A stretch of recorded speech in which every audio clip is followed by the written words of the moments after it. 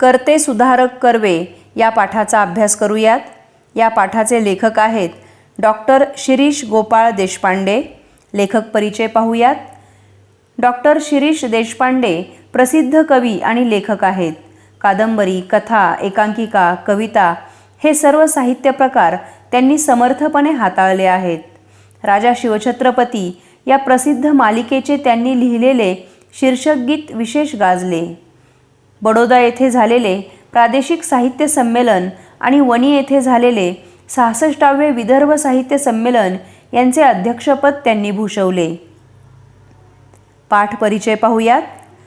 करते सुधारक कर्वे या पाठात डॉक्टर शिरीष देशपांडे यांनी महर्षी धोंडो केशव कर्वे यांचे व्यक्तिमत्व आणि कार्यकर्तृत्व यांचा परिचय करून दिला आहे। भारतातील पहिले महिला विद्यापीठ उभारण्यासाठी त्यांनी घेतलेले कष्ट, समाजाच्या छळवादी वृत्तीकडे क्षमाशीलपणे दुर्लक्ष करून अंगी बाणवलेली अविचल ध्येयनिष्ठा, बोले तैसा चाले अशी तत्वनिष्ठ वृत्ती ही महर्षी कर्वे यांची गुणवैशिष्ट्ये लेखकाने या पाठात उलगडून दाखवली आहेत। आपण महर्षी धोंडो केशव कर्वे यांची थोडक्यात माहिती पाहूयात। महर्षी धोंडो केशव कर्वे यांचा जन्म रत्नागिरी जिल्ह्यातील मुरुड या गावी झाला। मुंबईतील एल्फिन्स्टन या महाविद्यालयात गणित या विषयाची त्यांनी पदवी घेतली। पुण्यातील फर्ग्युसन महाविद्यालयात गणिताचे प्राध्यापक म्हणून प्रदीर्घ काळ ते कार्यरत होते। स्त्रियांना गुलामगिरीतून मुक्त करणे हेच त्यांनी आपल्या आयुष्याचे ध्येय ठरवले होते। हिंगणे स्त्री शिक्षण संस्था ही संस्था स्थापन केली। या संस्थेतून पुढे श्रीमती नाथीबाई दामोदर ठाकरसी महिला विद्यापीठ या विशाल संस्थेची निर्मिती झाली। त्यांनी स्त्रियांसंबंधातल्या अनेक अनिष्ट रूढींना कडाडून विरोध केला। विधवा पुनर्विवाह चळवळीचे ते खंदे पुरस्कर्ते होते। समाजाच्या प्रखर विरोधाला तोंड देत त्यांनी ही चळवळ जोमाने चालवली। बालविवाह, जरठकुमारी विवाह, केशवपन यांसारख्या स्त्रियांवर अन्याय करणाऱ्या प्रथांना विरोध केला। अनाथ बालिकाश्रम, विधवा विवाह प्रतिबंध निवारक मंडळ अशा संस्थांची स्थापना केली। त्यांच्या या महान कार्याचा सन्मान करण्यासाठी भारत सरकारने त्यांना भारतरत्न ही पदवी बहाल केली। प्रत्यक्ष पाठाला सुरुवात करूयात। रेडिओवर रात्रीच्या बातम्यात आले होते की भारतरत्न महर्षी धोंडो केशव कर्वे यांचे वयाच्या 105व्या वर्षी निधन झाले। भारतरत्न हा भारतातील सर्वोच्च नागरी पुरस्कार आहे। देशासाठी सर्वोच्च प्रतीचे आणि जगभरात देशाचे नाव कीर्तिवंत करणारे कार्य ज्यांच्या हातून घडते अशा व्यक्तीला हा सर्वोच्च पुरस्कार दिला जातो। माझ्या आजोबांचे डोळे टिचले। डोळे टिचणे म्हणजे डोळे भरून येणे। कळत्या वयात जाणवू लागले की नातेवाईक नसलेले गृहस्थ 105व्या वर्षी जाऊनसुद्धा त्यांच्यासाठी डोळे भरून येत असतील तर त्यांचे कार्य खूपच मोठे असले पाहिजे। महर्षी कर्वे यांच्या निधनाच्या बातमीने लेखकांच्या आजोबांच्या डोळ्यात पाणी आले। 105 वर्षे जीवन जगलेल्या व्यक्तीच्या मृत्यूनंतर डोळ्यात अश्रू उभे राहत असतील तर ती व्यक्ती महानच असली पाहिजे हे त्यावेळी लेखकांना जाणवले। स्वातंत्र्य समराच्या ऐनधुमाळीच्या काळात म्हणजे 18 एप्रिल 1858 रोजी महर्षी कर्वे यांचा जन्म झाला। नंतर 15 ऑगस्ट 1947 रोजी राष्ट्रीय स्वातंत्र्यही त्यांच्या डोळ्यादेखत कमावले गेले। कमावणे म्हणजे मिळवणे। मोठ्या कष्टाने स्वातंत्र्य मिळाले, पण स्वातंत्र्य केवळ राष्ट्रीय मिळून भागत नाही, स्वातंत्र्य संपूर्णच हवे असते हे त्यांना आधीपासूनच जाणवत होते। या देशातली स्त्री गुलाम आहे, राष्ट्रीय स्वातंत्र्य कमावल्यावर सुद्धा ती गुलामच राहील हे त्यांना दिसत होते। तिला स्वतंत्र व्हायचं असेल तर तिला भान यावयास हवं की आपण गुलाम आहोत आणि हे भान शिक्षणाशिवाय येऊ शकत नाही। मात्र खुद्द भारतीय स्त्रीवर संस्कारच असे होते की ती आपल्या गुलामीला दागिना मानत असे। आपल्या समाजात स्त्रीचे स्थान देवीचे आहे असे भासवले जात असेलही, पण तिला शूद्रातिशूद्र समजून तिचा प्रच्छन्न छळ केला जाई। शूद्रातिशूद्र म्हणजे अतिशय दीनदुबळी, प्रच्छन्न म्हणजे गुप्त मार्गाने, झाकून कोणालाही दिसणार नाही असा छळ केला जाई. सबब म्हणजे म्हणून. सबब तिने शिक्षित व्हायलाच पाहिजे हे कर्व्यांना ठामपणे वाटत होते. तथापि हे कार्य अतोनात कठीण आहे हेही त्यांना दिसत होते. अतोनात अतिशय कठीण आहे हे त्यांना दिसत होते. आपल्या भारतातील स्त्री गुलाम आहे आणि हा गुलामीचा दागिना ती स्वतःच मिरवत आहे आणि त्याच्यामुळे कर्वेंना वाटत होतं की या स्त्रीला आपण स्वतंत्र करायला हवं. ह्या स्त्रीला स्वतंत्र करायचं असेल तर तिला शिक्षण द्यायला हवं. याविषयी त्यांची मतं ठाम होती. स्त्रीने स्वातंत्र्य कमवावे असे वाटणे म्हणजे खडकावर डोके आपटण्यासारखे होते. शांत सोशिकपणे सहिष्णू वृत्तीने राहिलो तर हे असीधारा व्रत परिपूर्ण होऊ शकेल याची त्यांनी खुणगाठ बांधली. असीधारा व्रत म्हणजे तलवारीच्या धारेला हाती धरण्यासारखं कठीण आणि खडतर असं व्रत. खुणगाठ बांधणे म्हणजे पक्का निश्चय करणे. सावकाश तरी हमखास हे कार्य करणे गरजेचे होते. हमखास निश्चितपणे. नुसत्या अडीअडचणी येतील असं नव्हतं. संपूर्ण समाजाविरुद्ध विद्रोह करावा लागणार होता. विद्रोह करणे, प्रखर विरोध करणे. असे केले तर समाज आपल्याला गिळून टाकायला येईल हेही त्यांना कळत होतं. स्त्रियांनी शिकणं अत्यंत गरजेचं आहे हा अण्णांचा दृष्टिकोन होता. समाजात स्त्रियांची संख्या पुरुषांइतकीच असते. थोडी कमी जास्त भरेल पण साधारणपणे स्त्रिया म्हणजे समाजाचा अर्धा भाग असतो. दुर्दैवाने आपल्या समाजाने स्त्रियांना मागासलेले ठेवले. त्यामुळे अर्धा समाज मागासलेला राहिला. त्याचे अनंत तोटे समाजाला आजसुद्धा भोगावे लागत आहेत. बहुतेक वेळा हे नुकसान मोजता येत नाही आणि मोजता न आल्यामुळे आपले किती नुकसान झालेले आहे हेच कळत नाही. स्त्रियांना मागासलेले ठेवल्यामुळे समाजाची अर्धी बुद्धिमत्ता निरुपयोगी राहते. त्या बुद्धीचा समाजाला उपयोग झाला असता पण ती वाया जाते. पुरुष बहुतांश वेळा स्वार्थी व आत्मकेंद्री असतो. स्त्री अधिक सामाजिक असते.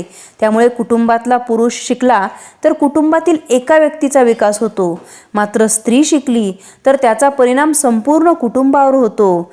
अखंड कुटुंब सुशिक्षित होतं हे अण्णांनी ओळखलं होतं आणि म्हणून त्यांना स्त्रीला शिक्षित करायचं होतं. स्त्रीला पुरुषांच्या बरोबरीचं स्थान द्यायचं होतं आणि निश्चितच हे व्रत अतिशय खडतर होतं.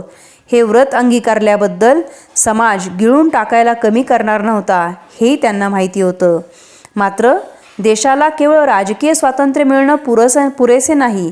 स्त्रीची गुलामगिरीतून मुक्तता झाल्याशिवाय या स्वातंत्र्याला किंमत नाही ही अण्णासाहेबांची धारणा होती.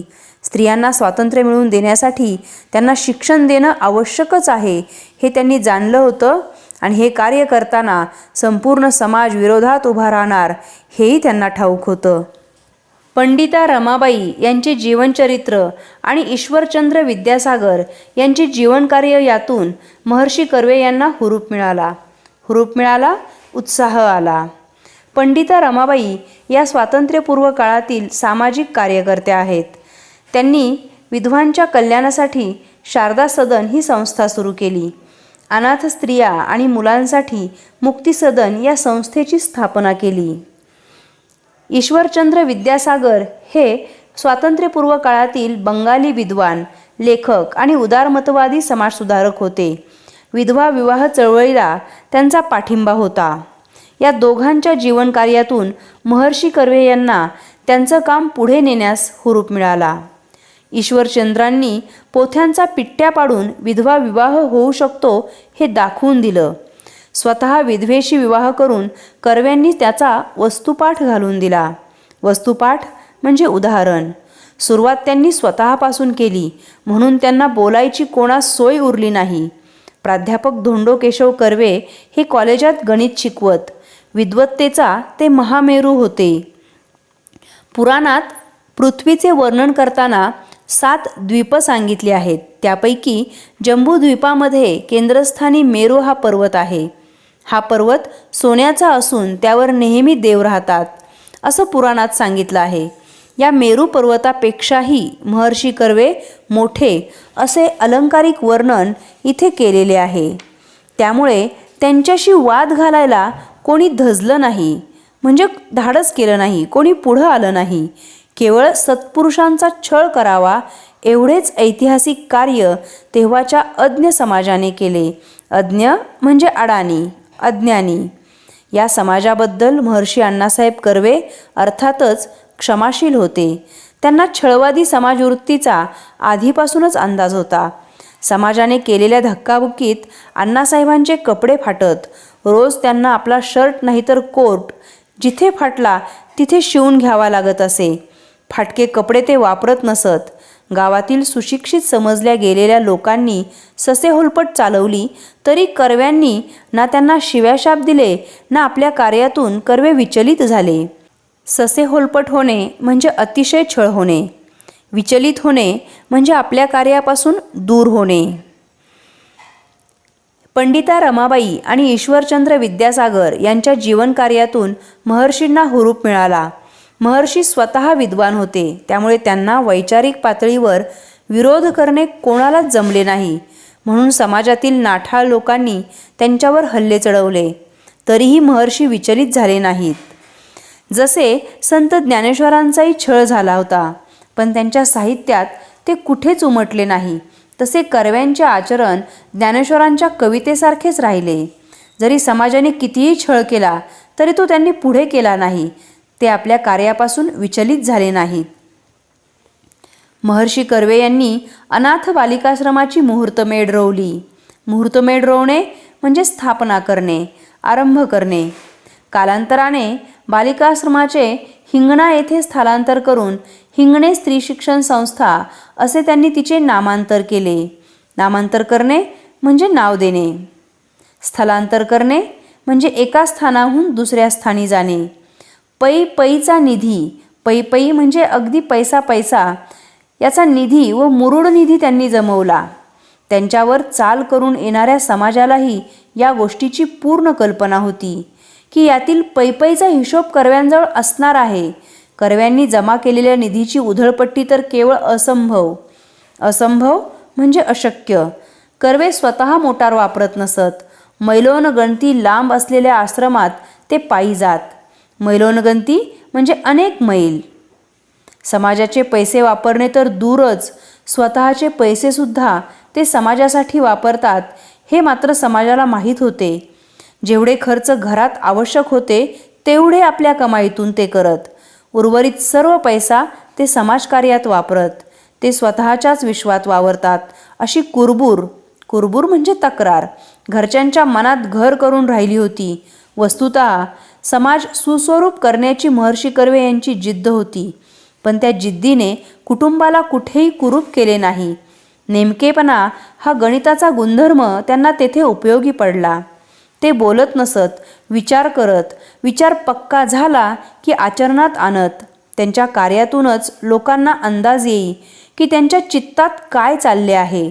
हे डावपेच नव्हते, उलट पक्षी बोलके सुधारक असण्यापेक्षा करते सुधारक असणे हेच श्रेयस्कर असते.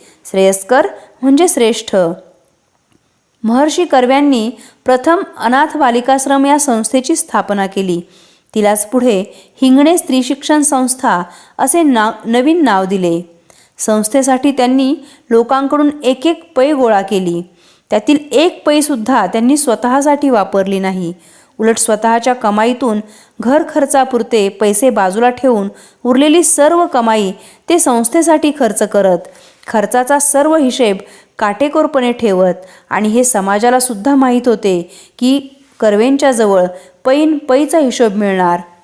महर्षी कर्वे यांमध्ये स्थितप्रज्ञाची लक्षणे होती. जो स्वतःच्या सुखदुःखात अविचल राहतो, अविचल म्हणजे स्थिर, मात्र दुसऱ्याच्या दुःखात दुःखी होतो, दुसऱ्याच्या सुखात सुखी होतो, तो खरा स्थितप्रज्ञ.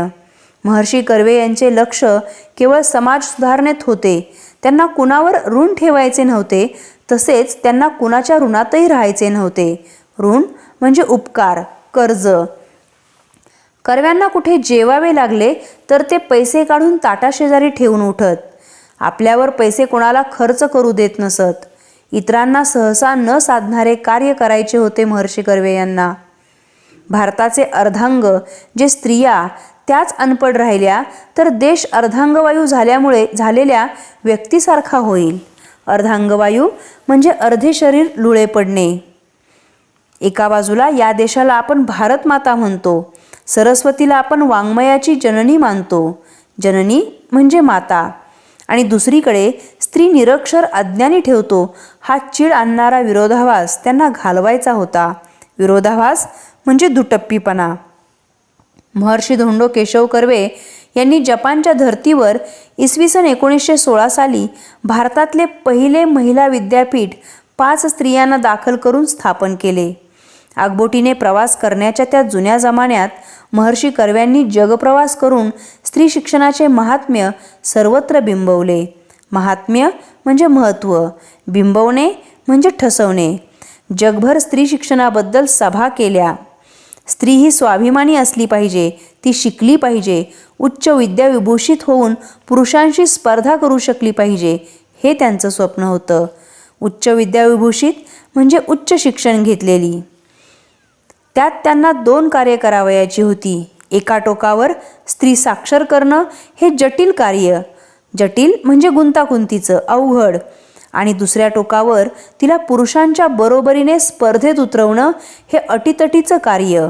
अटीतटीचं म्हणजे आव्हानांनी भरलेलं.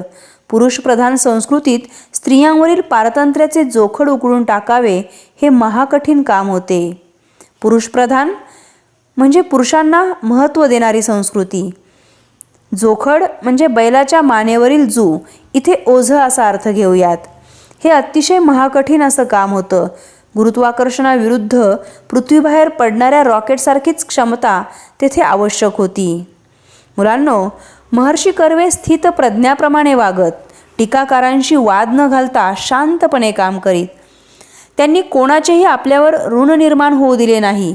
समाजातील एकूण स्त्रिया म्हणजे अर्धा समाज असतो. स्त्रिया मागासलेल्या राहिल्या तर अर्धा समाज मागासलेला राहील, अर्धांग होईल समाजाला, हे त्यांनी ओळखलं होतं. म्हणून स्त्री सुधारणा म्हणजे स्त्रीला पुरुषाइतके समर्थ करणे हे महाकठीण असे कार्य होते. रत्नागिरी जिल्ह्यातील खेड तालुक्यातल्या शेरावली या गावी जन्मलेला हा मुलगा जन्मतःच महर्षी किंवा भारतरत्न म्हणून गणला गेला नाही. महर्षी म्हणजे महान असा ऋषी. आपल्या जगत्या आयुष्यात हालअपेष्टांची तमानं बाळगता. तमानं बाळगणे म्हणजे पर्वा न करणे. एखादा मनुष्य केवढे अलौकिक कार्य करू शकतो त्याची मिसाल आहेत डॉक्टर धोंडो केशव कर्वे. मिसाल म्हणजे प्रतीक. लोकमानसाने त्यांना अभिमानाने महर्षी मानले. राजमानसाने 1958 साली भारतरत्न या सर्वोच्च नागरी पुरस्काराने डोक्यावर घेतले. एकदा विद्यापीठातल्या कर्व्यांच्या पुतळ्यासमोर मागे एक मुलगी रडत बसली होती. केवढ्याने रागवलो मी तिला म्हटलं, कर्व्यांच्या पुतळ्यापाशी बसून रडायला तुला काहीच कसं वाटत नाही? तू मुळीच रडू नये, यासाठीच कर्व्यांनी हे विद्यापीठ निर्माण केले ना. स्त्रीने रडू नये, स्त्रीने शिक्षित व्हावं, यासाठी कर्व्यांनी विद्यापीठ सुरू केलं.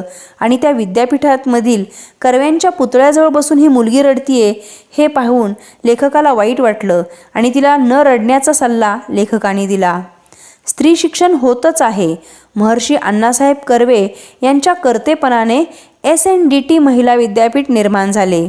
महिला शिकतात, पण जोवर पुरुष खऱ्या अर्थाने शिक्षित होत नाही तोवर स्त्रियांवरले अत्याचार थांबतील असे वाटत नाही. परंपरागत संस्कारामुळे कित्येक पुरुषांच्या हे ध्यानातच येत नाही की आपण आपल्या आईशी, बहिणीशी, बायकोशी, कन्येशी पुष्कळदा चुकीचे वागतो. स्त्री ही दुय्यम नागरिक किंवा वस्तू नाही. तिलाही तिची स्वप्ने, भावभावना आहेत, आकांक्षा, विचार असतात. तिचे हे अस्तित्व मानायला शिकवणे म्हणजे पुरुष शिक्षण. पुरुष शिक्षित झाला की त्याला स्त्री स्वातंत्र्याचा अर्थ उमजेल. स्त्रियांमध्ये सुधारणा होण्यासाठी स्त्रिया शिक्षित होणे आवश्यक आहेच, पण त्याहीपेक्षा पुरुष सुशिक्षित होणे अधिक आवश्यक आहे. पुरुष सुशिक्षित झाले तरच त्यांना स्त्री शिक्षणाचे महत्त्व कळेल, यावर कर्वेंचा ठाम विश्वास होता. आणि त्यालाही स्त्री स्वातंत्र्याचा अर्थ समजेल असं त्यांना वाटत होतं. पुरुषांचेही शिक्षण झाले की भारतरत्न महर्षी धोंडो केशव उपाख्य अण्णासाहेब कर्वे या कर्त्या सुधारकाने सुरू केलेले महान कार्य पूर्णत्वास जाईल. मग डोळे टिचणार नाहीत, तिथे हसू फुलेल. उपाख्य म्हणजे उर्फ महर्षी धोंडो केशव कर्वे यांना अण्णासाहेब कर्वे या नावानेही ओळखतात. ते म्हणतात की पुरुषांचं शिक्षण झालं म्हणजे मग त्यांनी सुरू केलेलं कार्य पूर्णत्वाला जाईल, पूर्ण होईल. मग कोणाचेही डोळे टिचणार नाहीत, डोळे भरून येणार नाहीत, तर तिथे सर्वांच्या चेहऱ्यावर हसू फुलेल. मुलांनो, महर्षी कर्वे यांनी आपले संपूर्ण आयुष्य स्त्री शिक्षण व स्त्री स्वातंत्र्य या ध्येयासाठी वाहून घेतले होते. त्यांना स्त्रियांना समाजात मानाचे स्थान मिळवून द्यायचे होते. त्यांच्या या कार्यात त्यांना अनंत अडचणी आल्या. पुरुषप्रधान मानसिकतेच्या संस्कृतीत बदल करणे हे सोपे नव्हते. स्त्रियांना स्वतःच्या शिक्षणाबद्दल, हक्कांबाबत जागरूक करणे हेही एक मोठे आव्हान होते. परंतु महर्षी कर्वे यांनी ही सर्व आव्हाने पेलली. आपल्या ध्येयाने झपाटून जाऊन त्यांनी स्त्रियांच्या उन्नतीकरता अफाट कार्य केले. महर्षी कर्वे यांनी जे महान कार्य केले ते करताना त्यांना प्रचंड संघर्ष करावा लागला आणि मगच त्यांच्या पदरी यश आले. म्हणूनच जया अंगी मोठेपण तया यातना कठीण हे वचन महर्षी कर्वे यांच्या जीवनास तंतोतंत लागू पडते.